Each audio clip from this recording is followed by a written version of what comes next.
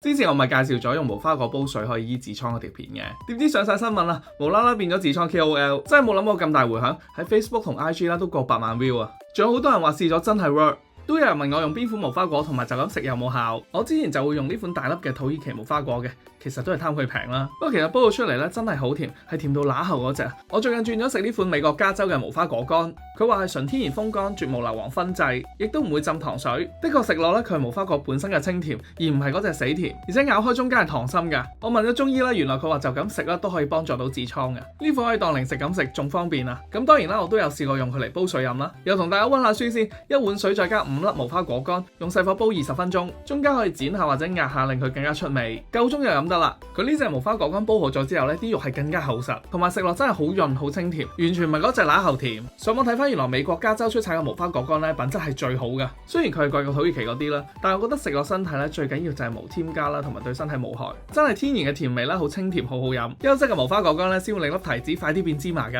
而且一包有1磅啦，都夠煲好多次噶啦。因為我見佢品質真係好好啊，所以我決定幫我開團，等更多人試到。有興趣喺下面留言加1，我將團購鏈接 DM 俾你。